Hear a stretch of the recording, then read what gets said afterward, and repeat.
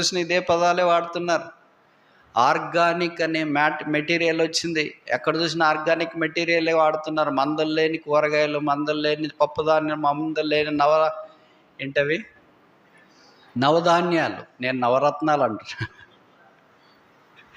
నవధాన్యాలు ఎక్కడ చూసినా ఇది హెల్త్ కేర్ గురించి ఇంత ఉంది. మంచిది, ప్రభుకు స్తోత్రాలు. Keep your health fit. భౌతికంగా మన శరీరం ఆరోగ్యంగా ఉండాలా, అది మంచిది. అయితే అదే సమయంలో ఆత్మీయమైన ఆరోగ్యం కూడా, ఆత్మీయమైన వృద్ధి చాలా ప్రాముఖ్యమని మర్చిపోకూడదు. అందుకే సంఘము క్షేమాభివృద్ధి పొందాలి. సంఘం ఒక శరీరం. ఆ శరీరం క్షేమాభివృద్ధి పొందాలంటే చేతులు, కాళ్ళు, అన్ని దేహంలోని అవయవాలన్నీ పనిచేయాలి, అన్నీ యాక్టివ్గా ఉండాలి. అప్పుడే క్షేమాభివృద్ధి అనేది వస్తుంది.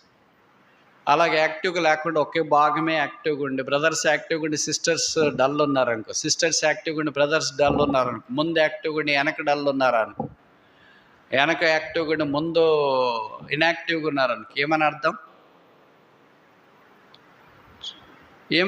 చెప్పండి, మీకు తెలుసు కదా. తెలియనట్లు ఉండొద్దండి. మీకు గుంటూరు జిల్లా వాళ్ళకి తెలియనిది ఏం లేదు. పరలోక రాజ్యం కూడా తెలుసు. ఏంటిది, ఏమంటారు దాన్ని?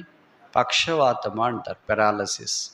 ఈ భాగం అంతా యాక్టివ్గా ఉండి నాకు ఈ భాగం యాక్టివ్గా లేకపోతే, ఈ భాగం యాక్టివ్గా ఉండి ఈ భాగం యాక్టివ్ లేకపోతే, ఒక కన్ను ఈ వైపు అంతా చురుకుగా ఉండి ఒకవైపు చురుకుగా లేకపోతే, కనుక ఈ దినాల్లో సంఘాల్లో పక్షవాతంతో బాధపడుతున్నాయి.